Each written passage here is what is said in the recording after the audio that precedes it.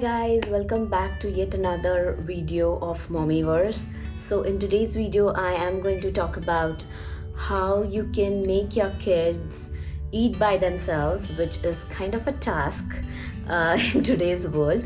But trust me, when you do that, it takes out so much pressure from us, so it makes the life of a mom a bit easy. So without much further ado, let's get started with this video. So right now my daughter is around 19 months old. She'll be 20 this month, and she eats her snacks and breakfast all by herself. But the lunch and dinner, if I cook Indian meals, it is difficult for her to eat. If I give her chapati, that is fine, but if I give her chapati with vegetables, with rice and with dal, it is a bit too much for her. It's not like a finger food and she doesn't eat it. If I'm feeding her dal or chapati, I just feed her by myself. But in every meal, I give her something so that she could eat by herself. So this is why what I've seen, that babies tend to get lazy over the period of time. So if you don't practice self-feeding to them, they are not going to do it in a long run. Sooner or later they'll forget it and it'll all come up to you to feed them. So make sure at least one meal or two meals a day you should let them self-feed themselves. I'm still working on with this with my child. Now this process is really complex, so you have to have a lot of patience. If you don't have time, if you don't have patience, I don't know how it's going to work. But you got to give that time to your child. Second thing is, if you're training your child, they are going to create a mess. So if it bothers you, make sure you make prior arrangements. So don't stress yourself out. Find the ways where you can minimize the mess and make smarter choices so that the process is smooth for you guys. Third thing is that once they start self-feeding, nothing like it, you don't have to sit with them, but in order for them to learn self-feeding, you got to have to sit with them and eat, so that at a point of time they start imitating you. Make sure that is like a joint effort of you and your husband, so that you both eat on the same area and the same table every day, and one fine day they'll pick up the habit of self-eating. This video I'm making so that if you are one of the parents who are starting to teach the child how to self-feed, you know what things to get first to start the process, what exactly the things that you need to start the training process with your child. First things first, you really need a good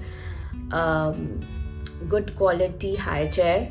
I'll say it should be very comfortable for your child. We have tried like one or two options before, and then we stuck on to the third one. So you need to see where your child is really comfortable. You're spending a lot of money on it, so you might want to use it for a longer time. So invest in a chair, do your research. There are tons of chairs in the market. Take something with a tray table, and preferably it has a tray table which can be locked inside and not like flapped up, because when you're training your child, there's gonna be mess, there's gonna be a lot of food throwing around, so make sure that you're prepared for that.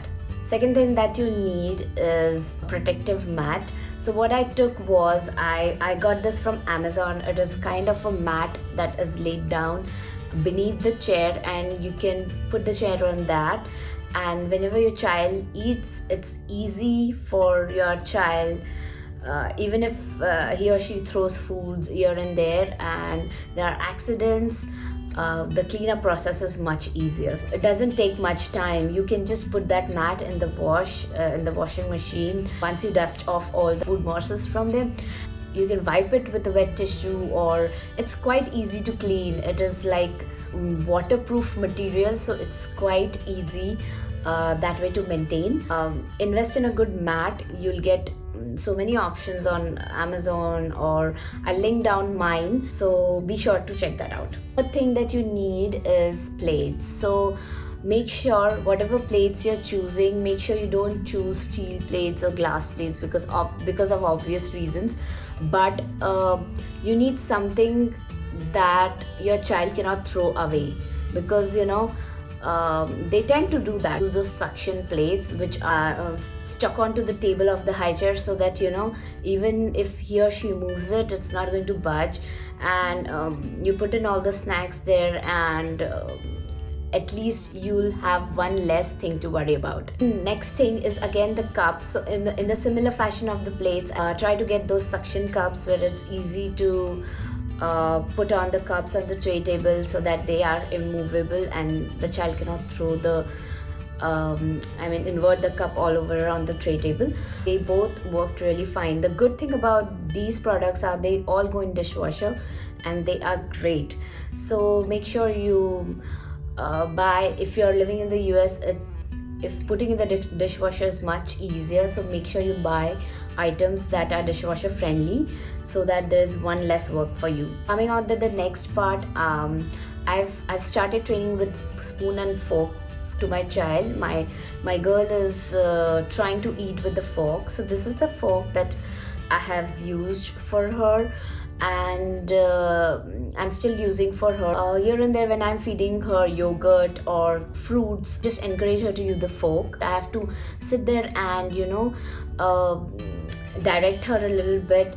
She's still getting there but not yet gotten there, so she'll take her time, I guess. So children can use their fist and just hold it like that and just poke the fruit and eat it. You can start by giving them a little bit of tidbits here, like you can start with banana. Let them eat by their hand first, and whenever they are ready, you can always give them the training fork and spoons to eat, so that they can try eating with that. Next thing is the sippy cup. So for the sippy cup, doctors usually encourage children having their beverages in a sippy cup, out of a straw, or maybe with the spout. You can try giving your child this training sippy cup, or it's kind of a training cup where it's spill proof, it's BPA proof, it's made up of silicone. So again, it's good in the dishwasher. You can just wash it with warm water, or maybe with soap or warm water. It's very easy to maintain. Bibs are very important while you're training a child. Here I have two types of bibs. I especially got the bib with the sleeve because I realized that my daughter's clothes used to get really soiled while eating, especially the sleeves. This is a lightweight waterproof fabric bib and is machine washable. I pair it with the silicone one so that it catches all the food, and again this one is so easy to clean and it doesn't get stained easily.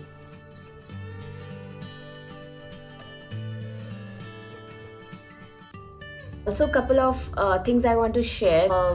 What I have tried with my daughter is I'm trying to give her as many finger foods. Even if I'm feeding her the lunch or dinner myself, I make sure that I give her something which she can self-feed. So either it's like yogurt, maybe nowadays you get a yogurt in a pouch, so she can just hold a pouch and eat it, or it's a fruit, or it's some kind of cracker. And also know your child better than anybody else on this planet. So if you think your child is not ready, that's okay. Don't stress yourself out and look at others. Every child is special.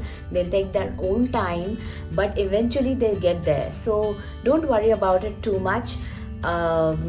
And yeah, hopefully this would be a smooth process for you guys. Please let me know in the comment section if you have any concerns and questions about this. Try to add anything to this if I remember. Also, if you haven't followed me on my Instagram, please go and follow me. I post all my video updates there, so make sure you follow me there. If you really like content that I create, please consider subscribing and share among your friends and family. I'll see you in my next video. Stay safe and stay happy. Till then, bye.